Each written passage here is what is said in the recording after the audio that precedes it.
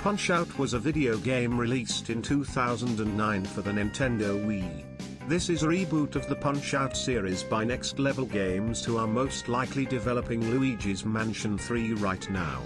The game features 13 different fighters to defeat. The game is also the fifth in the series and the latest as of today. In the NES game, the referee was Mario.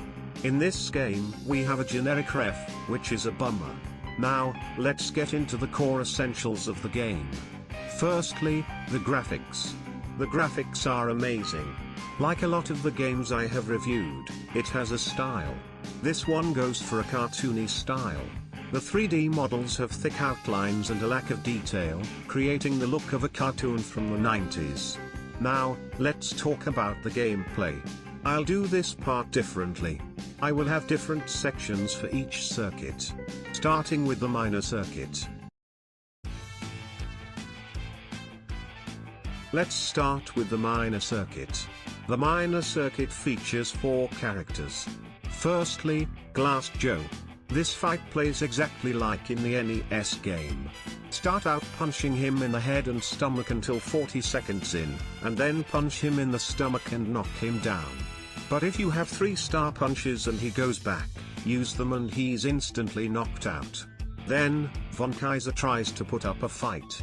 This time, he ticks like a clock, then throws a punch. Use this to your advantage in the fight. Thirdly, we have a new character. His name is Disco Kid. This kid has got the groove. He has a rhythm in his attacks. If his arms are to the right, he will attack you to the left, and vice versa. Lastly, the champion of this circuit is King Hippo. He will use the muscle made of his fat to attack you. Throw one uppercut, then body blows to knock the tub of lard down on the floor and get your minor circuit belt. I'll give the minor circuit a 4 out of 10. It does get boring once you learn the patterns. Now, let's talk about the major circuit. This is when the game stops joking around. This is when the tutorial ends, it starts to take itself more seriously. The major circuit contains 4 characters. Firstly, Piston Honda returns to face you. He still has his eyebrow problem. He is still a poker face. Secondly, the Canadian Crusher, Bear Hugger returns for a bear hug. The Maple Swelling Boxer puts up a fight this time.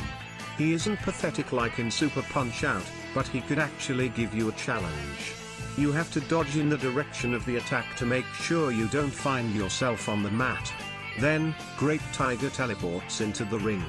This guy is pretty much the same as in the NES game, but he doesn't do the teleport attack. Instead, he uses a homing attack like with Ball Bull. Now, let's talk about Don Flamenco, the champion of the major circuit. This guy is no longer a cakewalk. It takes much more strategy to beat him. He looks the game as before, but to infinitely phase him, you must hit him up, then down over and over until you own the major circuit. The major circuit deserves a 7 out of 10. It shows some great difficulty and it shows the game isn't all easy. The last circuit in this game is the World Circuit.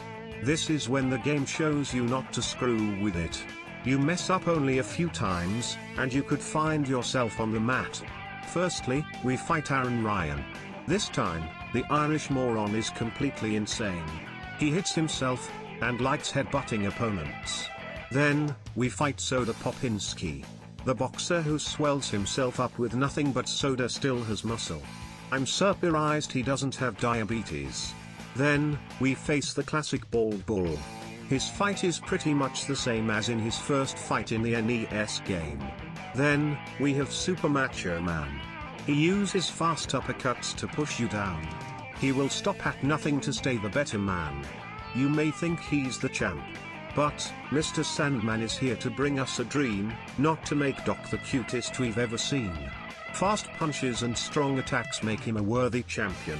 We will give Mr. Sandman a break of giving others dreams and we will become the champion, my friend.